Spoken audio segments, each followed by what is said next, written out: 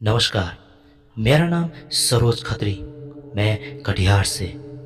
मैं आज मेरे मामा के साथ घटे घटना के बारे में कहने जा रहा हूँ। ये उस समय का बात है जब मेरे मामा जी 25 या 26 वर्ष के थे। दरअसल मेरे मामा घर में पानी की बड़ी दिक्कत थी। पानी लेने के लिए बहुत दूर एक नदी में जाना पड़ता था। उस नदी में दिन भर भीड़ लगा होता था। वहाँ नहाना व शौच करना मना था, इसलिए वो नदी का पानी पीने के लिए एकदम संक्षिप्त था। उस समय गाड़ी घोड़े का भी उतना सुख सुविधा तो नहीं था, इसलिए मेरे मामा जी को पैदल ही पानी लेकर आना पड़ता था। एक रात मामा जी नींद से उठे। उस समय घड़ी कुछ गिने चुने लोगों के पास ही हुआ करता था। ज्यादातर लोग सूर्य और चंद्रमा को देखकर ही समय का अंदाजा लगाते थे। मामा जी उठे तो आधी रात को थे, पर उन्हें लग रहा था कि वो सुबह सुबह उठे हैं। उन्होंने उठकर दातून किया और सोचने लगे कि आहा, आज तो मैं कुछ जल्दी ही उठ गया। शायद ऐसा करता हूँ, मैं पानी लेने जाता हूँ। शायद इतनी सुबह सुबह तो वहाँ खाली ही होगा। इतना कहते ही मामा जी एक हाथ पर 15 लीटर और दूसरे हाथ पर 5 लीटर का पानी का खाली ड्रम उठाकर उसी नदी की ओर चलते बन गए। वह चलते चलते आधे घंटे में उस नदी के पास पहुंच गए। मामा जी ऊपर पुल से ही नदी को देख रहे थे। नदी मामा जी के मुताबिक बिल्कुल खाली था। वहाँ दूर दूर तक कोई न था। फिर मामा जी धीरे धीरे नीचे उतरने लगे और नदी के पास जाने लगे कि अचानक मामा जी ने देखा कि उनके सामने नदी के पास कोई औरत पत्थर पर बैठकर मामा जी को पीठ दिखाए कपड़ा धो रही थी। उस औरत ने एकदम सफेद कपड़े पहने हुए थे। मामा जी की तरफ पीठ होने के कारण मामा जी उस औरत का चेहरा नहीं देख पाए। उसका सारा शरीर सर से लेकर पांव तक भीगा हुआ था। शायद वह अभी अभी नहाकर निकली थी। यह देखकर मामा जी अचंभित हो उठे और सोचने लगे कि अभी जब उन्होंने ऊपर से देखा था तो यहाँ कोई न था, तो अभी की अभी यह औरत यहाँ अचानक कहाँ से आई।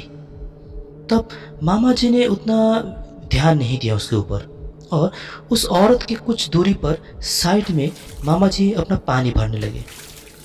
मामा जी पानी भरते भरते उस औरत की तरफ मुड़कर कहने लगे कि आप आप यहाँ कपड़ा धो रही है, पर शायद आपको मालूम नहीं कि यहाँ कपड़ा धोना मना है। बस इतना कहते ही वो औरत उठ खड़ी हुई और गुस्से में कहने लगी, तू मुझे सिखा रहा है? अपना समय और दूसरों का समय पता नहीं तुझे? तब मामा जी ने देखा कि न तो वो औरत का कोई आंख था, न तो कोई नाक, सिर्फ मुंह था और उसमें भी कई सारे नुकीले दांत। यह देखते ही औरत उसी नदी में छलांग लगा दी और दोबारा ऊपर नहीं आई। देखते ही देखते वो जो कपड़ा धो रही थी वो भी धीरे धीरे गायब होने लगा। यह दृश्य देखते ही मेरे मामा जी घर की तरफ भाग खड़े हो गए। वे घर की तरफ जब भाग रहे थे तो इधर उधर देखकर उनको अंदाजा हो गया था कि अभी भी मध्य रात्रि का समय है। वे भागकर घर आए तो उन्हें ऐसा भागता आता देख घर के सारे लोग उठ गए। मामा जी ने घर के सारे सदस्य को सब कुछ बता दिया। तब मामा जी के दादाजी ने कहा, उस किचकंडी ने ठीक कहा। हम इंसानों को अपना समय याद रखना चाहिए। नमस्ते, मेरा नाम प्रांजल छेत्री। आज मैं मेरे ही साथ घटे एक घटना को कहने जा रही हूँ। ये घटना मेरे जीवन में एकमात्र घटे डरावनी घटना के बारे में है। बात बहुत पहले की है, जब मैं तकरीबन 10 या 12 साल की थी। मेरी एक सहेली भी थी जो मुझसे तो काफ़ी बड़ी थी, पर फिर भी हम दो काफ़ी मिलते थे। कहीं भी जाना हो तो हम दो सहेली संग ही जाते थे। मेरी सहेली का नाम पूजा। एक दिन हम दोनों स्कूल के पीछे वाले बागीचे में खेल रहे थे कि तभी पूजा कहने लगी कि ओए, क्यों ना आज हम एक दो आम तोड़कर नमक मिर्ची मिलाकर चटपटा बनाकर खाए।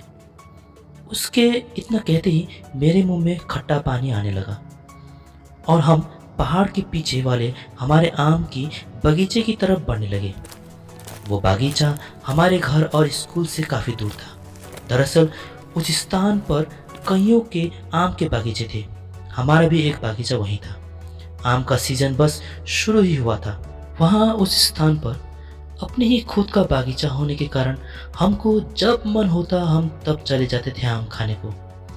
पिताजी हमें उस बागीचे पर आने नहीं देते थे। वे हमारे लिए आम प्राय प्राय घर पर ही ले आते थे, पर हम जिद्दी थे। कई बार मना करने पर भी हम वहाँ समय समय पर जाते और आम तोड़ते। ठीक इसी तरह उस दिन भी मैं पूजा के साथ बागीचे की तरफ बढ़ने लगी। रास्ता लंबा होने के कारण देखते ही देखते सूरज डूबने लगा था। धीरे धीरे हल्का अंधकार होने लगा था।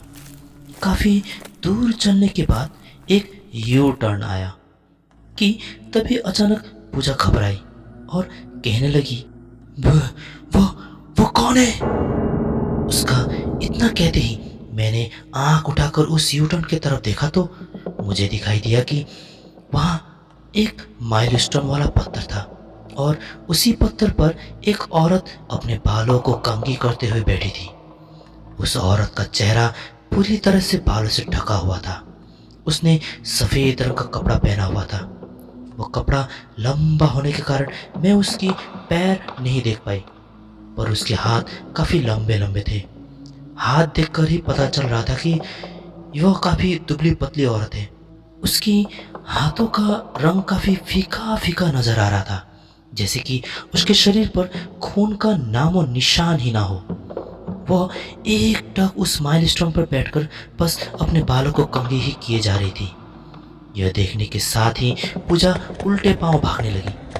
उसके भागने का आवाज़ उस स्थान पर साफ साफ गूंज रहा था और उसी आवाज़ के कारण वह औरत अब उस माइलस्टोन पर से उठ खड़ी हो गई। तभी मैंने देखा कि उस औरत के पैर उल्टे मुड़े हुए थे। यह देखकर मैं वहीं पर अकड़ गई। मैं डर के मारे उस औरत को देखने के सिवाय और कुछ नहीं कर पा रही थी। वह औरत धीरे धीरे हवा में तैरने लगी और ऊपर ही ऊपर उड़ती हुई दिखाई दी।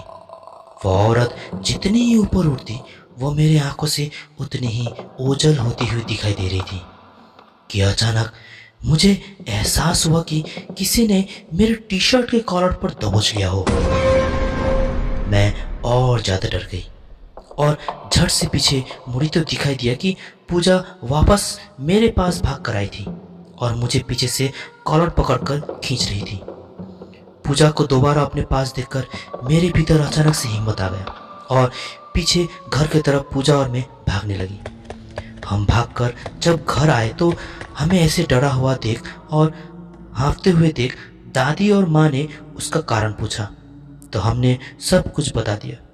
यह बात सुनने के साथ ही मेरी माँ जल्दी जल्दी रसोई घर के अंदर चली गई और चूल्हे के अंदर से 4-5 गर्म कोयला निकाले और हमें उस कोयले को छूने को कहा। हम दोनों ने भी उस कोयले को छू लिया और माँ ने कुछ कोयले बरामदे पर फैला कर रख दिया।